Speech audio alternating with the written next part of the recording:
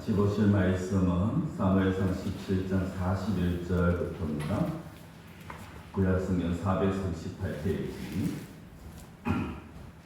사무엘상 17장 41절에서 49절 제가 공부해 드립니다. 블레셋 사람이 반패된 사람을 앞세우고 다윗에게로 점점 가까이 나아가니라. 그 블레셋 사람이 둘러보다가 다윗을 보고 업신여기니 이는 그가 젊고 굵고 용모가 아름다움이라. 블레셋 사람이 다윗에게 이르되 네가 나를 개로 여기고 막대기를 가지고 내게 나왔느냐 하고 그의 신들의 이름으로 다윗을 저주하고 그 블레셋 사람이 또 다윗에게 이르되 내게로 오라. 내가 네 살을 공중의 새들과 들짐승들에게 주리라 하는지라. 다윗이 블레셋 사람에게 이르되 너는 칼과 창과 단창으로 내게 나아오거니와 나는 만군의 여호와 이름 곧 네가 모욕하는 이스라엘 군대의 하나님의 이름으로 네게 나아가노라.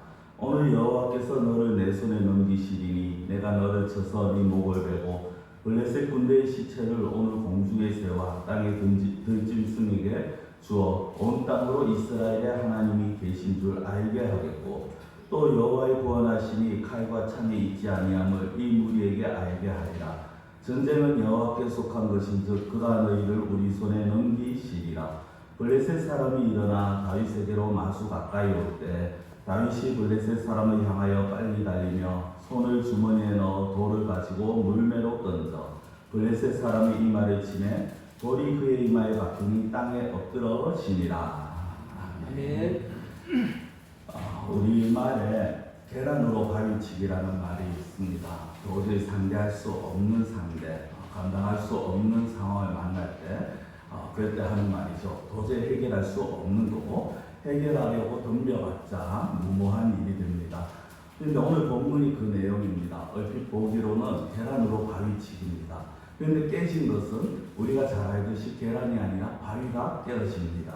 이 말씀을 보면서 우리 역시 비록 작고 약해 보여도 크게 쓰임받을 수 있는 믿음을 사모하시기를 바랍니다.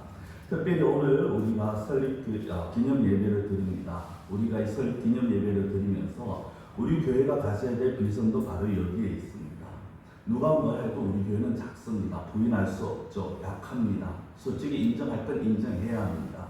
그러나 그렇게 작고 약한 우리 교회도 하나님께서 사용하시면 크게 일어날 수 있고 큰 일을 할 수 있다는 것입니다. 그것을 믿으시고 그것을 붙드시고 나아가는 우리가 되어야 된다는 것이죠. 어떻게 그게 가능하냐? 어떻게 그것이 현실적으로 가능한 일이냐? 오늘 말씀이 그렇게 가르치고 계십니다. 오늘 말씀은 잘 아시다시피 이스라엘의 초대 왕으로 있던 사울이 통치하던 시대입니다. 비록 사울이 통치를 하고 있었지만 주변에 여전히 적대국들이 너무나도 많습니다. 암몬, 모압, 에돔, 그 중에 가장 강한 나라라고 불려지는 것이 바로 오늘 본문에 나오는 블레셋이 되어집니다. 이 블레셋과 이스라엘이 전투를 하고 있는 이 당시 사실 다윗의 나이를 우리는 정확하게 알 수는 없습니다. 그러나 사실 이제 보면 젊다라는 말이 나오고요. 또 붉었다라는 이야기가 나오고 그리고 아직 군대에 징용되지 않았는 거 보면은 아직은 소년이다. 우리나라로 치면 많이 들어봤자 고등학생 정도 그렇게 추측을 할 수가 있습니다. 근데 아직까지 그래서 어리기 때문에 군대에 가지를 못하고 그 위에 세 형은 이제 군대에 징집이 되어서 전쟁에 참가를 하게 되어집니다. 그런 가운데에서 아버지의 심부름으로 다윗이 이제 형들의 안위를 묻기 위해서 전쟁터에 있는 그 부대에 찾아가죠. 그래서 사령관도 만나고 군대 장관도 만나고 그래 합니다. 근데 가만히 보니까 이 자기가 속한 이스라엘 군대 분위기가 조금 이상합니다. 전쟁터 앞에서 으쌰으쌰하고 전부 다 같이 기합을 넣고 그래야 되는데 왠지 모르게 축 처져 있고 뭔가 모르게 두려워하는 모습이 보입니다. 가만히 보니까 그 반대쪽에 있는 그 반대 진영에서 한 사람의 소리 때문에 이 자기 이스라엘 사람들이 너무나도 두려워하고 있더라는 거죠. 그 사람이 누구냐? 바로 골리앗입니다. 우리가 너무나도 잘 아는 골리앗. 키가 약 3m에 그 몸무게 걸치고 있는 갑옷이 약 60kg 정도. 사실 60kg면은 웬만한 요즘 좀 날씬하다고 하는 여성분들은 60kg가 안 되는 분들이 대부분일 겁니다. 이 60kg 정도의 갑옷을 입고 있습니다. 그가 들고 있는 창의 무게가 7kg 정도입니다. 누가 봐도 싸움이 안 되죠. 이제 각 중학생, 고등학생의 그런 어떤 청년과 학생과 그리고 3m가 넘는 그런 거부의 싸움입니다. 분명히 계란과 바위치기의 싸움이고, 우리가 잘 알듯이 이건 교회 안 다니는 사람들도 이런 거를 다윗과 골리앗의 싸움이라고 표현을 합니다. 상대적으로 너무나도 비교가 안 되는 싸움, 하나만한 싸움입니다. 누가 봐도 골리앗이 이깁니다. 자, 그럼 이런 상황에서 신앙을 가졌다면, 종교를 가진 자라면 이런 상황에서 어떻게 해야 될까요? 아마 종교를 가지고 있다면 그 종교가 무엇이든지 간에 자기가 믿는 신에게 기도를 할 것입니다. 이 상황을 해결해 달라고 도움을 구할 겁니다. 그러면 성도는 더더욱 그래야죠. 왜냐하면 성도들이 믿는 하나님은 살아계신 하나님 아니십니까? 만군의 여호와고 또 전능하신 하나님이십니다. 그 하나님을 믿는다고 말을 하면 이럴 때 더욱더 기도를 해야 하는 것이 맞는 것입니다. 더욱더 하나님을 찾아야 되는 게 맞는 거죠. 그런데 살아계신 하나님을 믿는다고 말하는 자들이, 신자라는 자들이 이 상황에서 하나님을 찾고 하나님을 의지하는 것이 아니라 그 상대방의 골리앗의 소리에 벌벌 떨고 있더라는 겁니다. 기가 죽어서 그냥 고개를 푹 숙이고 어찌할 줄 몰라하며 두려워하고 있더라는 것이죠. 누가? 이스라엘 백성이 그렇게 하고 있더라고요. 이스라엘 백성들이 하나님을 알기는 얼마나 잘합니까? 그들은 어릴 때부터 태어나면서부터 하나님의 말씀으로 키워졌습니다. 그리고 그들은 정말 때가 되면 때마다 제사를 드렸고요. 어릴 때부터 말씀을 듣는 것으로 끝난 것이 아니라 암송도 하는 자들입니다. 그런데 그런 자들이 하나님의 있던 이 상황을 만났을 때, 정말 감당치 못할 상황을 만났을 때 그들은 하나님을 찾지를 아니했다라는 것입니다. 하나님께 기도했다라는 것이, 하나님을 의지했다는 말이 한마디도 나오지 않습니다. 그들은 그저 두려워했죠. 왜 그렇습니까? 그들은 하나님을 믿는 것이 아니라 하나님을 알고 있는 것입니다. 정말 믿음이라고 말한다면 우리가 하는 믿음은요, 크게 두 가지의 믿음이 있죠. 하나는 구원받는 믿음이고 하나는 그리스도인으로서 살아가는 믿음입니다. 이스라엘 백성들이 정말 그 믿음이 있다면 그들은 자기들이 어떻게 해야 하는 것이 하나님의 백성으로서의 삶인가를 생각해야 되는 것입니다. 그리고 그 하나님의 도움을 구해야 되는 거죠. 그러나 그들은 그렇게 하지 않습니다. 왜? 머리로는 너무 잘 알아요. 하나님의 말씀을 외우고 있습니다. 하나님이 계시다는 것을 머리로는 압니다. 그러나 실제 그들은 그 하나님을 온전히 믿지를 못했다라는 것입니다. 그러다 보니까 겉으로는 안식일마다 예배를 드리고 제사를 드리지만 하나님을 온전히 신뢰하지 못했는 그것 때문에 그 모습들이 결국 이 상황에 부딪혔을 때 이스라엘의 군대를 모욕하는 그 골리앗의 소리를 듣고도 분노하는 것이 아니라 두려워하고 떨고 있는 모습을 보이더라고요. 자, 이 모습을 아버지의 심부름을 간 다윗이 보게 됩니다. 그리고 다윗은요, 이 모습을 보면서 분노했다고 성경에 나옵니다. 왜 분노합니까? 저 골리앗이 조롱하는 것이 단순하게 이스라엘이라는 한 국가가 아니라 실제적으로 하나님을 조롱하고 하나님의 군대를 조롱한다는 것입니다. 다윗이 그렇게 생각할 수밖에 없는 이유가 무엇입니까? 이스라엘은 하나님이 선택한 민족이에요. 이스라엘은 하나님이 선택한 민족이고 이스라엘의 전쟁은 곧 하나님의 전쟁이나 마찬가지고 이스라엘의 군대는 하나님의 군대나 마찬가지라는 것을 다윗은 그것을 알고 있었고 그것을 믿고 있었는 것입니다. 그래서 골리앗이 조롱하는 것이 그냥 한 나라, 약한 민족을 조롱하는 것이 아니라 하나님을 조롱하고 하나님을 모욕한다라고 들었고 그렇게 들을 수밖에 없는 이 다윗은 곧 나가서 그 분을 표출할 수밖에 없었는 것이죠. 여러분, 우리가 이 상황에서 생각해야 될 것 중에 하나가 바로 이것입니다. 하나님이 선택한 나라, 하나님의 나라였습니다. 이스라엘. 그 하나님의 나라가 모욕받는 것을 감당치 못했는 겁니다. 그럼 여러분들은 어떻습니까? 우리는 이 나라를 말하지는 않습니다. 그렇지만 우리 개개인은 하나님이 선택한 사람입니다. 하나님의 선택을 받았고 하나님의 부름을 받았고 하나님의 백성으로 하나님의 아들로 우리가 부름을 받았습니다. 그럼 우리가 나가는 자리에서 우리는 과연 하나님의 이름을 영광되게 하고 있습니까? 아니면 하나님의 이름을 욕되게 하고 있습니까? 성경은 우리가 하나님의 백성, 하나님의 자녀라고 말하는데 그것은 결국 무엇이냐? 내 삶이 하나님의 영광과 연결이 되어 있다는 것입니다. 내가 잘하면 사람들이 하나님께 영광을 돌립니다. 사람들이 하나님을 인정합니다. 하나님을 높입니다. 뭘 여기서 잘한다는 것이 내가 돈을 많이 번다, 내가 높은 지위에 간다, 내 자녀들이 뭐 좋은 학교에 간다, 이걸 말하는 것이 아닙니다. 하나님의 백성답게 살아간다는 거죠.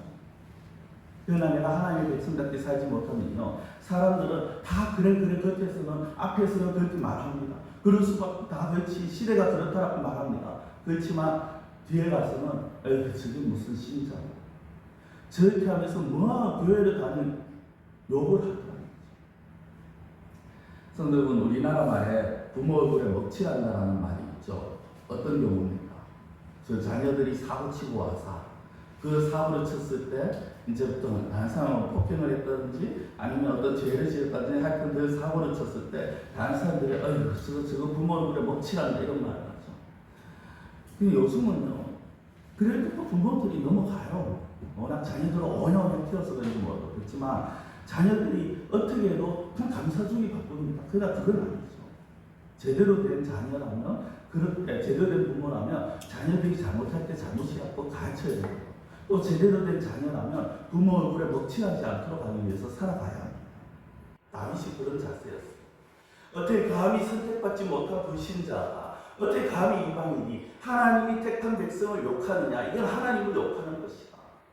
성도 여러분, 우리가 다른 사람이 우리에게 기독교 그거 거짓이다, 하나님이 어디 있냐 막 할 때, 그때 여러분들의 어떤 모습을 보입니까?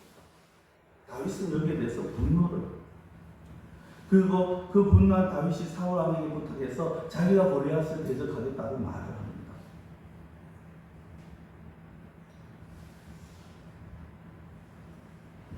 뭐 무기를 다 갖추고 가도 될까 말까 하는데, 이 다윗이 가지고 나간 건 돌멩이 5개죠. 자, 이것을 본 이제 골리앗이 오늘 흥분합니다. 왜 흥분합니까? 이 쪼매한 게 나와가지고, 그것도 칼이나 창을 들고 온 것도 아니고 어디서 돌멩이 5개 달랑 들고 와가지고 자기한테 대적하고 있다. 내 허리보다도 쪼매한 게 어디 감히 나와가지고 이건 나를 무시하는 거거든요. 그래서 골리앗이 이제 막 흥분합니다. 43절에 보면은 골리앗이 말하는 게 다윗이 자신을 개처럼 여긴다는 말이에요. 지나가는 개 대하듯이 그렇게 자신을 대한다는 거죠. 너무 황당했을 것입니다. 골리앗의 입장에서 보면 이건 너무 황당한 일이고요. 누가 봐도 싸움이 되지 않는 그런 겁니다. 누가 봐도 다윗이 약합니다. 누가 봐도 다윗이 무모한 거예요. 어리석은 거예요. 물론 그의 용기는 가상하죠. 그의 용기는 대단합니다. 신앙적으로 말하면 믿음은 좋습니다. 그러나 상황이 아니잖아요. 우리가 흔히 말하는 상황이, 현실이 실제 눈앞에 펼쳐진 게 다윗은 할 수 없는 거예요. 우리가 이렇게 말하지 않습니까? 아니 아무리 믿음이고 아무리 신앙이라서도 현실이 그렇지 않다. 지금 말씀처럼 살면은 이거는 또 어리석은 짓이다. 지금 말씀처럼 살면은 손해보는 게 100번 뻔한 거고, 불을 보듯이 확실한 뻔한 일인데 어떻게 말씀대로 그대로 지키고 사냐고. 지금 우리가 볼 때 그렇게 말할 수 있는 상황이 다윗에게 펼쳐진 거죠. 그렇다면 다윗은 왜 이런 무모한 싸움을 합니까? 왜 다윗은 도대체 뭘 믿고 이런 것입니까? 성도 여러분, 다윗이요, 이 싸움을 하려고 하는 이유, 무모해 보이는 일을 벌일 수 있는 근거가 어디에 있느냐? 하나님 때문에 있다는 것입니다. 하나님 때문에 싸우려고 하고요, 하나님을 믿는 믿음이 싸울 수 있는 힘과 용기를 주고 있다는 것입니다. 사람이 보기에는 보잘것없어요. 하찮습니다. 너무 하찮습니다. 그러나 하나님은 눈에 보이는 것이 다가 아닙니다. 하나님에게 있어서는 눈에 보이는 것이 아니라 눈에 보이지 않는 부분까지 하나님은 보신다는 겁니다. 그것이 무엇입니까? 그 사람의 마음, 그 사람의 믿음인 것이죠. 성도의 마음이 어디에 있느냐 하는 것입니다. 과연 이 사람이 정말 눈에 보이는 것에 마음을 빼앗기고 있는지, 그래서 현실 때문에 두려워하고 있는지, 아니면은 눈에 보이지 않지만은 살아계신 하나님을 붙들고 그 살아계신 하나님께 마음을 두고 있는지, 그걸 보고 계신다는 거예요. 자, 성도 사무엘상 16장 7절입니다. 오늘 17장 읽었는데요. 그 앞에 16장 7절에 이렇게 말씀합니다. 여호와께서 사무엘에게 이르시되 그의 용모와 키를 보지 말라. 이는 내가 이미 그를 버렸노라. 내가 보는 것은 사람과 같이 아니하니 사람은 외모를 보거니와 나 여호와는 중심을 보느니라 하시더라. 성도는 마지막에 나 여호와는 중심을 보느니라, 이거 우리가 너무나도 잘 알지 않습니까? 특히 헌금하면서 하나님 중심 보시니까 이런 식으로 얼렁뚱땅 넘어갑니다. 성도분, 하나님은 외모를 보시지 않습니다. 외모를 본다는 건요, 그 사람이 가진 능력을 보는 게 아니에요. 그 사람이 가진 힘을 보는 게 아니에요. 그 사람의 중심, 그 사람의 마음, 그 사람의 믿음입니다. 이게 언제 말씀하신지 아십니까? 다윗이 사무엘이 하나님의 명으로 이 다윗의 집에 이새의 집에 이제 차기 왕이 될 사람을 기름 붓기 위해서 갑니다. 그래 아도로 쭉 하는데 제락 나온 큰 아들이 나왔어요. 키도 커요. 잘생겼어요. 누가 봐도 왕으로 삼을만 합니다. 그래서 사무엘이 하려고 했을 때 그때 하신 하나님의 말씀이에요. 그의 용모가 필요 보지 마라.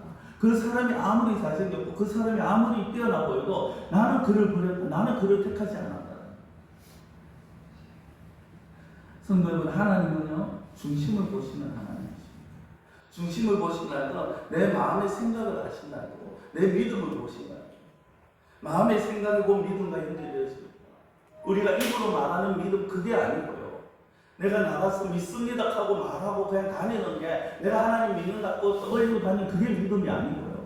내가 살아가면서 내 평상시의 삶 가운데서 내 형편, 내 상황 가운데서 현실 가운데서 얼마나 하나님을 믿고 있느냐, 얼마나 하나님을 의지하고 있느냐, 이걸 하나님께서는 이미 아신다는 거예요. 내가 어렵고 힘들지만은 그러나 지금 이 어렵고 힘든 상황 속에서 어떻게 하다가 그냥 자포자기하고 그러나 신앙이 없는 사람들은 정말 잘못된 길을 스스로 택하고 가지 않습니까? 그 믿음의 사람들 가운데서도 자기의 노력들을 해야겠지만 그러나 그 상황에서 하나님을 부르짖는 거죠. 하나님을 붙잡는 거죠. 다윗은요, 이 하나님, 살아계신 만군의 하나님, 능력의 하나님, 전능하신 하나님, 신실하신 하나님을 믿고 있는 것입니다. 그렇기 때문에 다윗이 이 믿음을 가지고 골리앗을 대적하러 나갈 수 있습니다. 물론 골리앗도 자기 신이 있었어요. 그 골리앗도 사실상 끝에 보면 다윗을 자기 신들의 이름으로 저주합니다. 그런데 그렇게 하지만 골리앗이 의지했는 게 뭔지 아십니까? 골리앗은 그 신들을 의지하지 않았어요. 골리앗은 자신의 힘과 무기를 의지합니다. 자, 그러나 반면에 다윗은 하나님을 의지하죠. 오늘 보면 45절입니다. 이렇게 다윗이 말합니다. 다윗이 블레셋 사람에게 이르되 너는 칼과 창과 단창으로 내게 나오거니와 나는 만군의 여호와의 이름 곧 네가 모욕하는 이스라엘 군대의 하나님의 이름으로 네게 나아가노라. 성도는 골리앗이 의지하는 것과 다윗이 의지하는 것, 오늘 화면에 보시면 파란색 글씨와 빨간색 글씨로 제가 대서해놨습니다. 골리앗은 칼과 창과 단창입니다. 자신의 힘입니다. 자신의 능력입니다. 자신이 가지고 있는 겁니다. 그러나 다윗은요, 무엇을 의지합니까? 자기가 물맷돌 5개 갖고 나가면서 내가 이 물맷돌을 의지한다 이렇게 말하지 않습니다. 다윗은 내가 만군의 여호와의 이름을 의지한다고 말합니다. 어떤 사람의 이름을 말한다는 것은요, 그 사람 자체를 말하는 것이고 그 사람의 능력과 성품을 말하는 겁니다.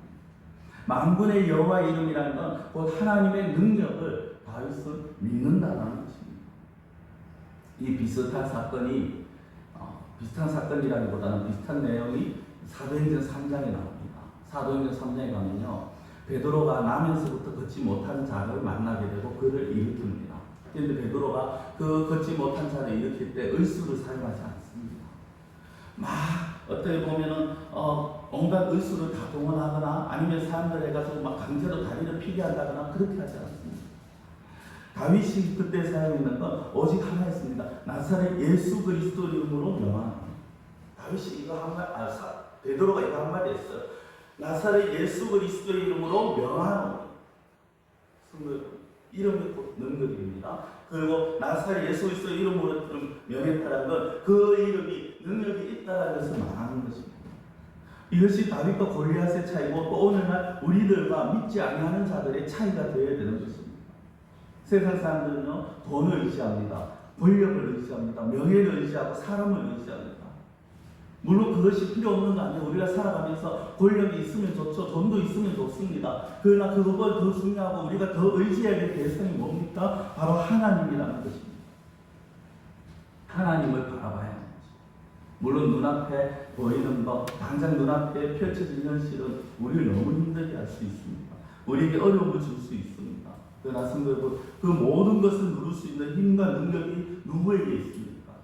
우리에게 어려움을 주는 그 상대에게 그 능력이 있습니까? 아니요.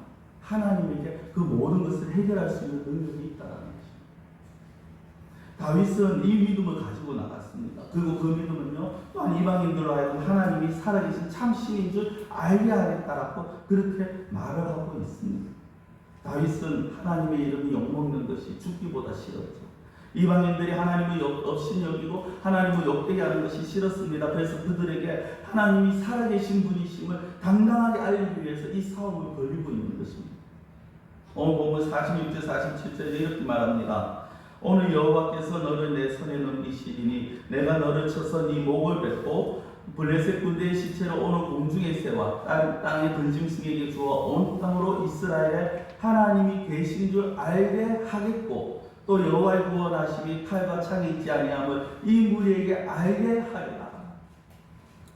제가 뒤에는 안 읽었는데요. 온 땅으로 이스라엘의 하나님이 계신 줄 알게 하겠고, 이거는 온 하나님이 이스라엘과 함께 하심을 모든 민족들이 알게 하시겠다. 성도 여러분, 우리가 우리와 함께 하신다는 걸 우리의 삶을 통해서 모든 민족들이 알아야 되는, 주변의 사람들이 알아야 되는 거예요. 그것도 뭐라고 합니까? 여호와의 구원하심이 칼과 창이 있지 아니함을 이 무리에게 알게 하겠다. 하나님의 능력이 있는 것을 나의 삶을 통해서 알게 하겠다는 거죠. 성도 여러분, 다윗의 목적은요, 오직 하나님을 알리는 것입니다. 정말 그 하나님을 지식적으로 알리는 게 아니라 살아계신 하나님, 전능하신 하나님, 능력의 하나님을 블레셋에게 알리는 것이 다윗의 목적입니다. 그리고 더 나아가서요, 이 말은 골리앗 블레셋만을 향한 선포가 아닙니다. 두려움에 떨고 있는 이스라엘에게도 동일하게 말하는 겁니다. 왜 너희들이 하나님을 믿는다고 말하면서, 왜 너희들이 하나님을 섬긴다고 말하면서 너희들이 그 하나님을 의지하지 못하냐고, 왜 그 하나님을 붙들지 못하고 찾지 아니하냐고, 지금 그 같은 민족이지만 이스라엘에게 동일하게 지금 말하고 있다는 것입니다. 다윗이 이 믿음으로 나갔을 때 결과가 어떻게 됩니까? 우리가 잘 알듯이 바위가 깨어지죠. 계란으로 바위 치게 그 바위가 깨어집니다. 하나님께서 승리하게 하십니다. 성도 여러분, 우리에게 말 못할 사정이 있습니까? 아니면 감당하기 힘든 문제가 있습니까? 지금 부딪히고 있는 사람이 있을 수도 있고, 또 아니면 이미 한번 경험을 하신 분도 계시고, 그런 일이 없으면 좋겠지만 앞으로 우리는 살아가면서 어떤 문제를 만나게 될지 모릅니다. 도저히 해결할 가능성이 없어 보이는 그런 상황이 부딪힐 수도 있어요. 무모하게 보이는 그 상황이 마주칠 수도 있습니다. 믿음으로 상당히 어리석게 보이는 그런 상황이 되어질 수도 있습니다.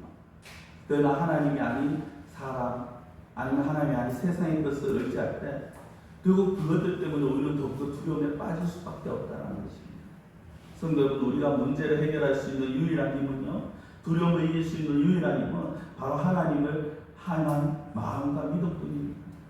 하나님 한 분만이 우리에게 힘을 주실 수 있고, 하나님 한 분만 우리가 바라볼 때 우리가 이 두려움을, 이 상황을 이길 수 있다는 것입니다.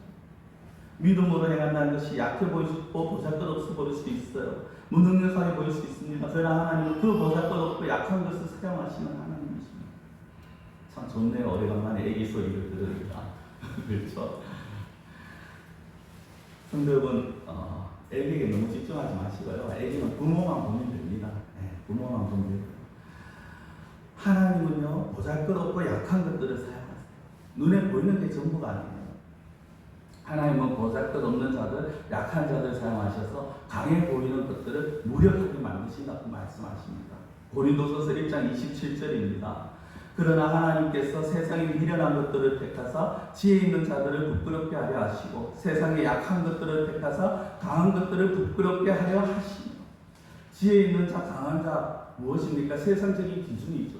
세상에서 굉장히 똑똑하고 세상에서 굉장히 잘 나가고 세상에서 굉장히 많은 것을 가졌습니다. 흔히 말하는 힘이 있고 줄이 있고 빽이 있습니다. 그러나 그런 것들을 하나님이 택하지 아니하셨다. 성경은 아무리 강하고 튼튼한 줄처럼 보여도 하나님이 함께 하시지 아니하시면 그 줄이 어떤 줄입니까? 썩은 동아줄입니다. 그러나 보기에는 보잘것없어 보이고 보기에는 아무 힘이 없어 보여도 하나님이 함께 하시면 그것이, 그 보잘것없는 것이 오히려 큰 일을 이룬다는 거죠. 여러분, 다윗에게는 상탈이 없어요. 몸을 보호할 갑옷도 방패도 없습니다. 그에게 있는 것은 가장 작은 돌멩이 물맷돌 5개. 그러나 그 물맷돌 5개로 감당할 수 없는 적을 넘어뜨렸어요. 이건 운도 실력도 아니에요. 어떤 사람들은 다윗이 던진 게 운 좋게 그 투구 사이에 맞았다? 아니요. 그게 아니죠.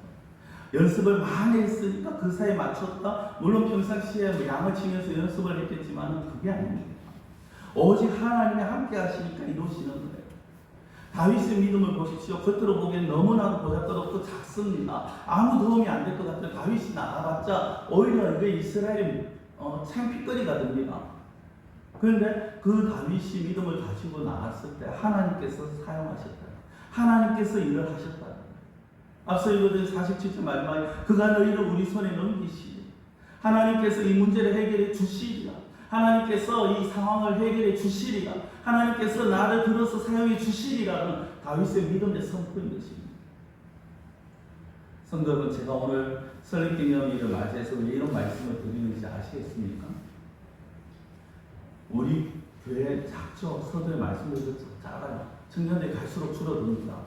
근데 이게 우리 교회만 이제만은 아니더라고요. 제가 지난 주 중에 이제 청년들하고 같이 수련회 갔지 않습니까? 많은 거기에서 봤는데 도시에 있는 교회들조차도 청년들이 적어요. 한때는 야, 누구 교회 정말 좋다라고 제가 20년 전에 얘기했는 그 황금동에 있는 어느 교회가 지금 보니까 제적이 겨우 한 6명, 7명, 수련회 참석했는 수는 3명, 너무나도 줄어들었어요. 많은 교회들이 특히 시골 교회가 교인들이 줄어든다라고 말을 합니다. 우는 소리를 해요. 아이고 이제 끝났다, 이제 희망이 없다라고 말합니다. 청년들이 갈수록 줄어든다라고 말합니다. 실제로 청년들이 많이 줄어들어요. 대도시의 큰 교회는 청년들이 늘어나요. 어디에서 하는 청년들이냐? 시골에서 올라가는 청년들이 다 글로 갑니다. 물론 인구가 줄어드니까 교인 수가 줄어들 수 있어요. 그건 당연하죠. 인구가 줄어드는데 그거는 그렇게 생각할 수 있습니다. 근데 문제는요, 교회 안에서 인구수가, 교인의 감소율이 전체 인구의 감소율을 뛰어넘는다는 거예요. 이게 무슨 말이냐면, 교회 전체 인구가 예를 들어 100명이 줄면, 이전에는 그럼 교회 안에서 10명이 줄어야 맞는 건데, 이제는 20명, 30명이 줄어가고 있다. 이런 상황 속에서 교회가 선택해야 될 것이 무엇일까요? 이제 희망 없어. 시골이야. 더 이상 가능성 없어. 뭐 이대로 있다가 결국 언젠가는 그냥 교회도 문을 닫겠지. 언젠가는 지금 있는 사람들이 다 죽고 나면은 언젠가는 이 교회도 그냥 문을 닫겠지. 그렇게 넉넉고 있어야 합니까? 이스라엘 백성처럼. 우리도 언젠가는 저 골리앗의 손에 우리도 죽겠지라고 그렇게 두려워 떨고 있는 것처럼 우리도 그렇게 넉넉고 있어야 되냐? 그게 맞는 것입니까? 아니라는 것입니다. 하나님은 약한 자를 들어서 사용하십니다. 세상에서 불가능하다라고 할지언정 하나님의 살아계심, 하나님의 능력을 믿는 자들을 하나님은 사용하신다라는 거예요. 어떻게 사용할지 우리는 알 수 없어요. 어떤 모습으로 어떤 형태로 하나님께서 일하실지 우리는 아직은 알 수 없습니다. 그렇지만 중요한 것은요, 하나님께서 원하시는 꿈을 가지고 하나님께 쓰임받기 위해서 하나님께 눈을 향해서 하나님을 바라보는 자, 그런 자를 하나님께서 사용하신다. 저는 우리 율동교회가 다시 일어날 수 있다고 믿습니다. 이럴 때는 좀 아멘 해주세요. 안 믿으십니까? 아예 전부 다 그냥 넉넉고 계실 겁니까? 아이고 내 죽고 나면 뭐 이제 끝났지 뭐 진짜 그렇게 계실 겁니까? 물론 우리 힘으로는 어떻게 할 수 없어요. 우리 힘으로는 감당하기 너무 힘들어요. 이 시골에 이제 더 이상 가능성이 없습니다. 그러나 하나님께서 하시면 바뀌어진다는 거죠. 우리 교회 이 역사가 70년이나 되었어. 너무 정말 참 오래된 이 역사, 오랜 역사 정말 대단하지 않냐고 이것만 자랑하고 계실 거냐는 겁니다. 그러면 이스라엘 꼴이 나는 거예요. 자기 눈에 보이는 환경만 보다가 자기 지식으로 판단하다가 그냥 죽겠다라는 소리만 하고 있다는 겁니다. 연편이 참 죄송합니다만 중환자실에서 언제 호흡이 끊어질지 모르는 상태로 산소 마스크 쓰고 영명 치료라고 하죠. 그냥 산소 마스크 기계 의지해서 겨우겨우 숨만 쉬고 있는 그런 모습으로 우리가 그렇게 다녀서는 되지 않지 않습니까? 많은 교회들이 그런 모습을 보이고요. 많은 시골 교회들이 더더욱 그런 모습을 보입니다. 그러나 하나님을 바라보고 하나님의 도우심을 구하고 하나님의 살아계신가 하나님의 능력을 인정한 자들은 하나님께로부터 쓰임을 받게 되겠습니다. 사람들이 언제부턴가 인생은 60이 아니라 이제는 70부터라고 말을 하죠. 70부터입니다. 우리 교회 역시 마찬가지입니다. 하나님께서 붙들어 주시고 하나님께서 사용하시면 다시 부흥의 역사가 일어나리라고 저는 믿습니다. 하나님을 바라보시기 바랍니다. 하나님께서 우리 교회를 들어서 사용해 달라고 같이 기도하기를 원합니다.